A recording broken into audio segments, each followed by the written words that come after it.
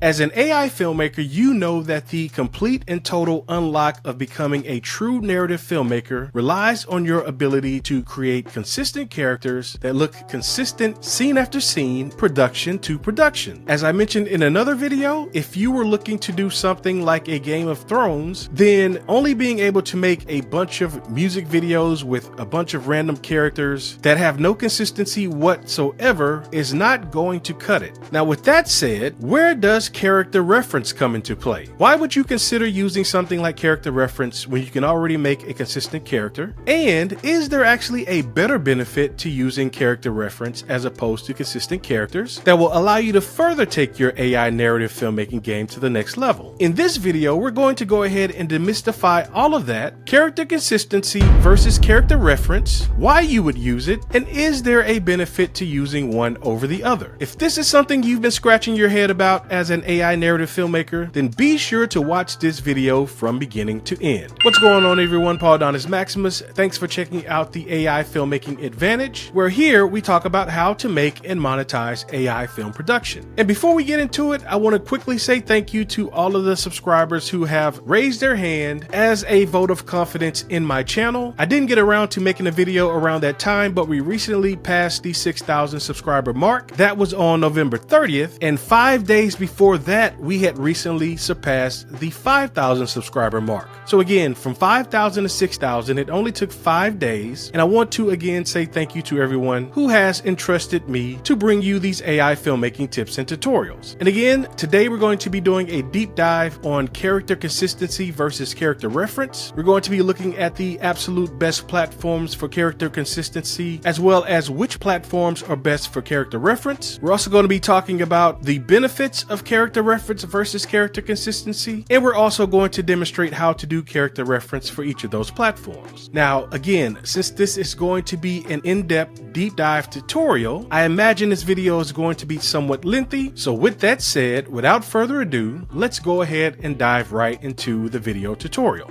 Okay, so in order to show the difference between character consistency and character reference, we first need to make sure that we understand what character consistency is. And basically, character consistency is a character that you've trained the AI model on so that each and every time you call up that character, your character is going to look exactly the same in each and every generation. And right here, I've got some examples of my character Danny that I generated in Freepik. And that character is stored over here under the characters tab. I've already done a complete tutorial on how to create a consistent character, but just to revisit that very quickly, this is where I came in here and I uploaded multiple images of a fictitious person that doesn't exist. And how I did this was I took a prompt that I created, gave it to ChatGPT to optimize, then I brought it over to Freepik and told Freepik to generate a 12-panel grid of a person that looked distinctly different in each and every photo. And the reason you want to do that is because you want your consistent character to be able to generate various types of expressions and emotions. And when you do that, that is what allows your consistent character to have range. So again, as you can see, she's smiling right here. She's semi-smiling right here. She has a serious look right here. And again, all of these photos just show her with a different range of emotions. And if you need a complete tutorial on how to pull this all off, be sure to watch that video on my channel. But this is in essence what a consistent character looks like.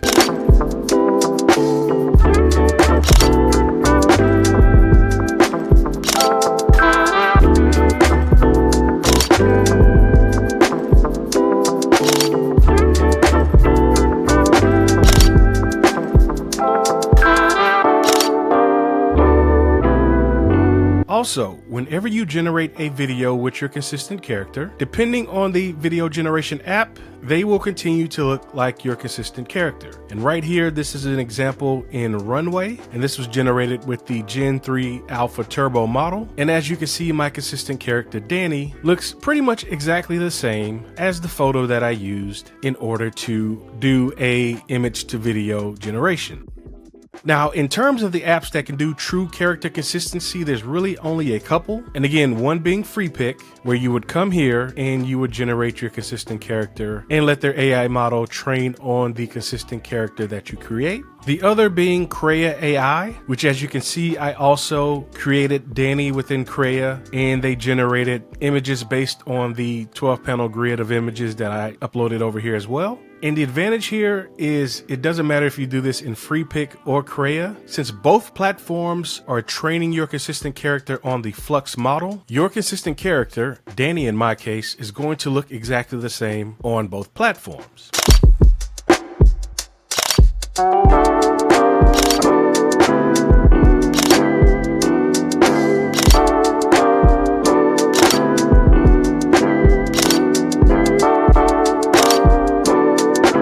Now, Kling also has come out with a consistent character model that is trained on videos as opposed to images. I've not tried this out for myself just yet because, again, it requires not only a frontal face video of your consistent character, but then you would need to also upload videos from different angles, which I've not spent a lot of time generating with my consistent character just yet. This is probably going to go a lot faster for someone trying to generate a consistent character of themselves, because obviously you probably already have lots of videos of yourself on your phone from different angles. But again, as I'm showing right here, if you've got different angles of your consistent character, like here's another different angle right here, then theoretically I would just generate those into videos and take them over to Kling and then train a Danny consistent character in Kling. As of right now, I don't see how video would be better than actually using images, given that the video quality varies from generation to generation.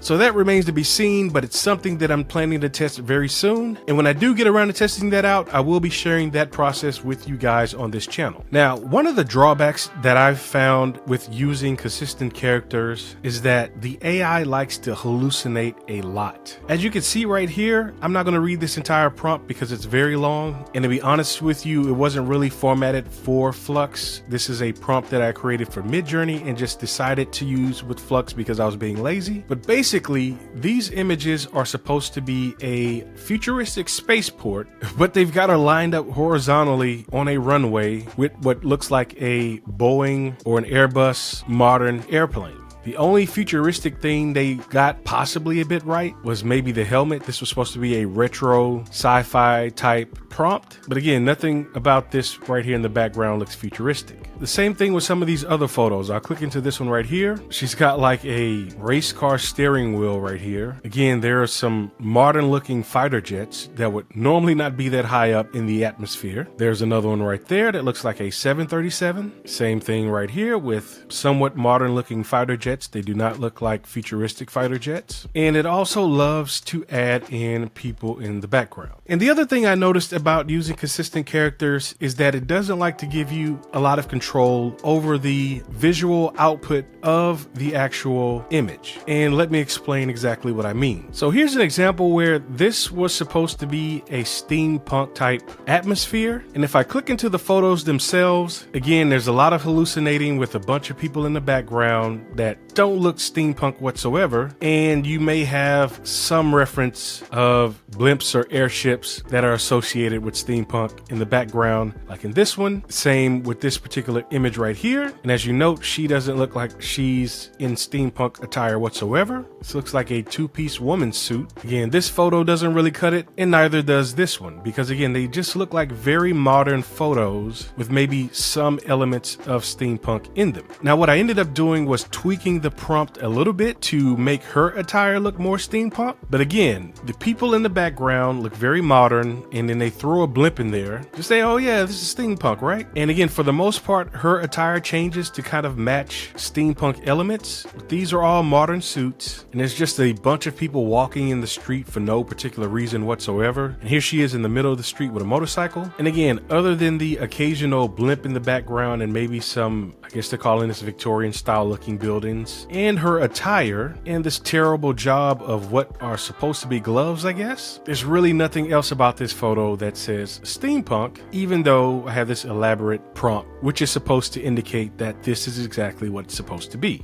But for the most part, having your consistent character and different looks and doing different types of things will work out fine, and it will carry the consistency over to whatever you're trying to have your consistent character do for the particular scene. And again, having a consistent character that looks consistent across all of your scenes is going to be vitally important when it comes to actually trying to create narrative films that actually make sense. And I'll even point out that even her attire looks somewhat consistent from shot to shot. So that shot would work in terms of attire consistency, and that would be a good match if you were using these two scenes right here. But attire is something that's going to be a challenge. We really don't have complete control over it as of right now. Kling has recently come out with something called virtual try-on, which will allow you to add different types of attire or wardrobe to models and things like that. I've actually not had a chance to demo this just yet, so I'm not actually able to comment on how you would tie the virtual try-on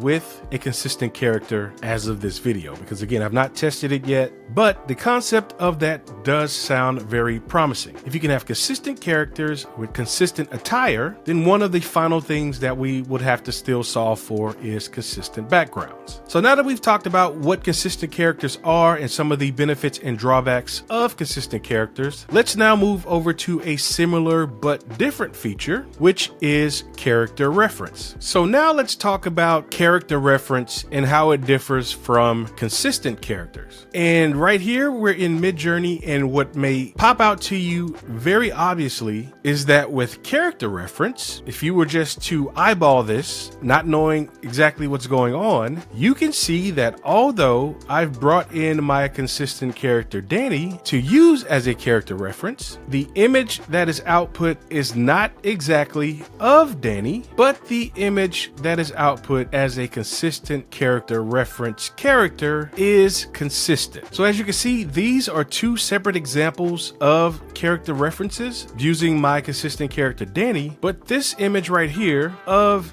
this character reference of Danny pretty much looks exactly the same of this character reference of Danny, which pretty much also looks exactly the same as this character reference of Danny. Now, I'm not sure if these freckles showed up in the other photos, but for the most part, you're getting a consistent character reference, but it is not exactly the same as your consistent character. So that by far is the biggest difference between consistent characters and character reference. In terms of who can do character reference, pretty much the ones that we recently reviewed, such as Freepik, and the way you generate a reference character is to basically use the reuse feature, or you can upload your image, describe the prompt, and when you generate the image, you'd want to use the subtle settings, which I'll demonstrate in a minute. You're also able to do this with Krea AI by adding an image and then describing the picture and then generating like that. And you're also able to use character reference with Luma Dream Machine. Now, one of the things that should have popped out at you if it hasn't become immediately apparent to you already, because each of these platforms, with the exception of Freepik and Krea, which use Flux, outside of those two, because Midjourney and Luma Dream Machine are using different image photo generation models, then that means that your consistent character is going to look different on these different platforms. And again, here's a clear example. In Luma Dream Machine, here's a reference photo of Danny. There's only one because they only really allow you to add one, because again, you're not training a consistent character, you're just doing a character reference. And this is what Danny looks like using Luma Dream Machine's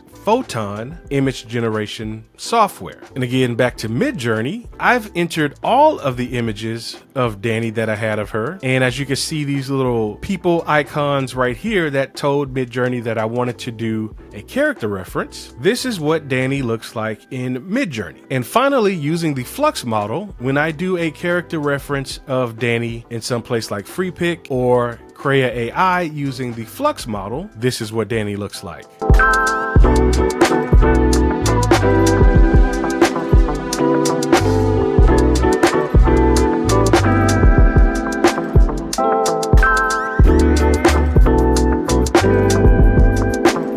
So again, as you can see, depending on the platform that you're using, she's going to look very different, or your consistent character is going to look very different from platform to platform. Now, before I get into the benefits of using character reference, I have to start off by saying this. Out of Freepik, out of Craya, out of Midjourney, out of Luma Dream Machine is the absolute worst when it comes to consistent characters. As you can see right here, I have an image of Danny, and it is a pretty basic prompt. A candid full body photo of an attractive woman with blonde hair in a retro spacesuit. And these are the images that generated. And the problem is, when you get to the point to where you're trying to generate more images, they start to look very cartoonish. Like this right here is not usable whatsoever. When I scroll down here, I'll show you exactly how it goes off the rails again. I used one of Danny's photos as a character reference down here. And again, it was a very basic prompt. An ultra photorealistic, candid, full body photo of an attractive woman with blonde hair in a retro spacesuit. Pretty much the exact same prompt as it was up here, other than down here, I added the word photorealistic. And this is what I got, which is pretty much very consistent with the look of Danny up here. Again, this is Luma Dream Machine's Photon image generator. And this is what a reference character of Danny looks like in Luma Dream Machine consistently. But again, if you tell it to generate more, it just starts to look very cartoonish, and I would not use this photo anywhere. And the only reason she looks different down here is because I brought in a photo from Freepik.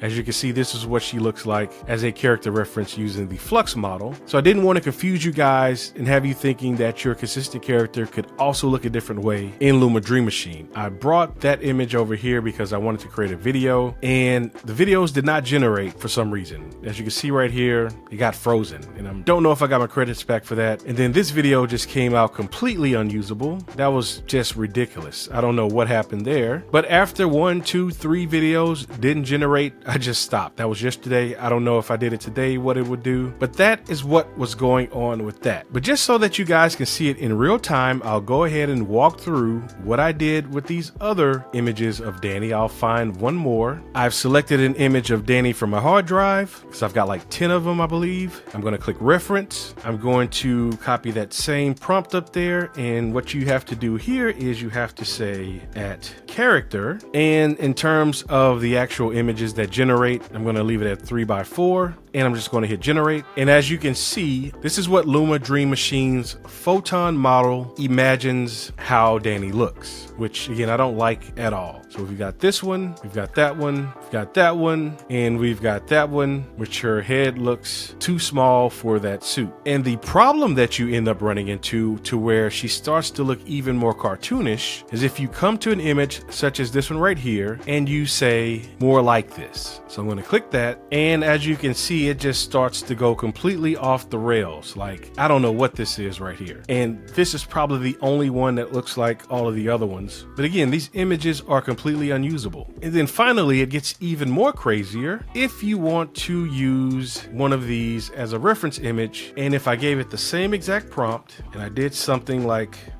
this, which now we're doing a reference of a reference, you start to get these more cartoonish looking features like this right here. That one doesn't really look like the original photo. Again, looks very cartoonish, and you really can't do anything with these images at all. And in case you were wondering, let's see what happens if we do this as a reference and we don't add the character thingy at the beginning of it. So it looks like we didn't even have to use that character reference thingy at the beginning, and it's still giving us their interpretation of what Danny looks like. But again, these images are very cartoonish looking, and I don't see myself using these images anywhere. And I know I said we'd try one more thing, but let's try one more thing, to where I'm going to add the term photorealistic so that it matches everything that I've done in this board, where again, you saw up here, I added photorealistic. I'm going to leave ultra out. I don't think it's going to matter. I'm adding this image of Danny, and I'm going to add photorealistic. I'm going to hit generate. And so again, I would say maybe these photos look a little bit better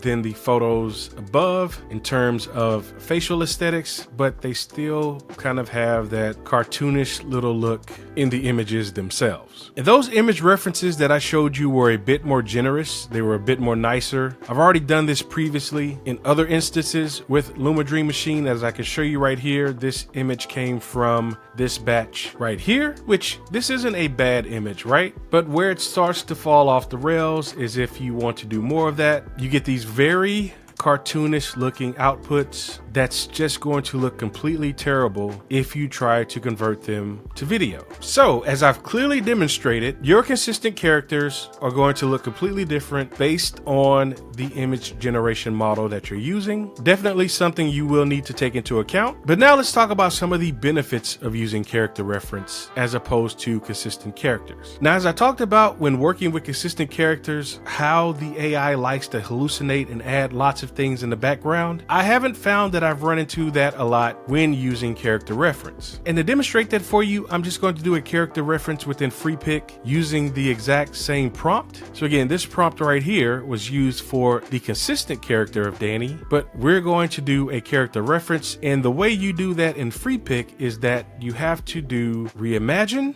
and it's going to generate a prompt for you. But again, I'm just going to copy the original prompt. I'm going to delete this prompt, paste that right there. I'm going to click subtle because I want the character reference of Danny to be as close to Danny as possible. So when I talked about a bit earlier that I was going to show you that you wanted to click on the subtle feature, that's what I was talking about right here. And I'm going to go ahead and let it reimagine 4 images at a time. Let's see what happens. So as you can see, it doesn't have a lot of hallucination going on in the background. There's no modern fighter jets flying around. She's not sitting on a modern runway in front of a Boeing 787 or something like that. And honestly, she looks very close to what my consistent character Danny looks like, because again, we did a character reference off of the consistent character and we told it to do a subtle character reference. And this is how Flux imagines Danny in character reference mode. Now I could either do load more, which I'll do right here. And again, not a lot of craziness going on. There's something right there, but you know, it's far away. You can't tell whether or not it would be an image of like a modern day airplane or if that's something futuristic. And the character again remains mostly the same. And just to show you there's really no difference between doing it here or here, I'll just hit reimagine. And again, as long as the prompt remains the same,